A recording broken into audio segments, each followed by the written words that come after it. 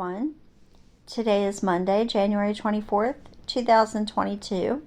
I'm Crystal Dawn Hill, and I'm going to approach the subject of what are twin flames, but in a little bit different way than I've heard anyone else talking about this. When people want to know what twin flames are, each individual person that's inquiring about this doesn't really want a generalized definition. They want to know what twin flame means for them personally, and they want to know about the person who they believe to be their twin flame, what that person means for them in their life, and what they mean for that other person. So, to receive the understanding of the meaning of this dynamic for the individual people on a personal level, the generalized definition is not going to be of any help or give them any understanding or clarity. What they need to do instead is dig within themselves and find that answer for them on a more personal, intimate level. So that's the journey that I've been on my whole life. I started out wanting to know what my life meant and what the people around me, what their meaning was for my life, and me for them. And all the while growing up, I felt my divine masculine's energy with me.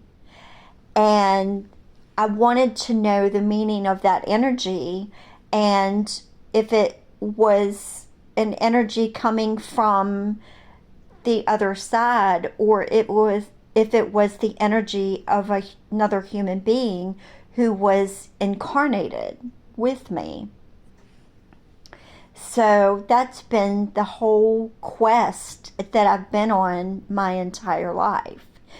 And along the way, I've found nuggets of an answer here and there, or the puzzle pieces that we all use as a, proverbial explanation for the little pieces of energy that we find in all of the people and circumstances and emotions and everything that we encounter each and every day.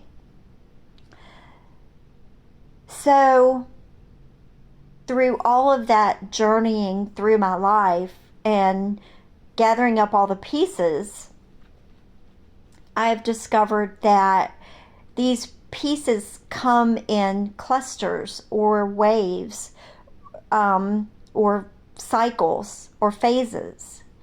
And they ebb and flow. So you might run into a point in your life where you find all these amazing pieces in a short period of time, or what we call synchronicities, or signs and symbols and stuff like that. And then you might go for a while and not get anything and feel very barren in the way of growth and clarity and understanding. And just as a little side note, I've learned that in those periods of time when I've felt very barren is that period of time also has meaning as well. But what is most fascinating to me is, as I've moved through these cycles in the past few years since meeting my divine masculine, answers and clarity and understanding comes much more quickly now. And the more I've learned to embody my feminine energy and be in a more receptive mode rather than a projecting mode, the journey has gotten much easier for me. And sometimes, and especially most recently, I've realized that I don't have to do anything. All I have to do is just be, and everything that I desired, whether it's a feeling or an experience or an answer or one of those puzzle pieces or nuggets, they just kind of literally just, not literally, but, um, they fall in my lap. So this brings me to what inspired me to do this video today. I was scrolling through and I saw a photograph of someone whose energy slightly resembled that of a loved one that I've had who passed away. And this isn't the first time that this has happened to me. A few months ago, I recognized that same loved one's energy, or not necessarily their energy, but what seemed like their energy in another person as well. And through my whole life, I always thought I had that person's fate pretty much down as far as what was going to become of them once they passed over to the other side. And I wasn't right. I was on the right track and I had the right mindset about it, but I was interpreting it much differently than it actually came to be. So assuming that my intuition is right, and it really is a fragment of that loved one's energy in both of these people, that triggered a curiosity within me about what becomes of people when they reincarnate. And this notion that, could these people possibly be twin flames or divine partners? And when we encounter someone who feels like us, could that possibly be because it actually is the same soul essence that's within us, within another person? Are we two individual people who incarnated with a fragment of the same person's energy? So I just recently predicted that we're in a whole new wave of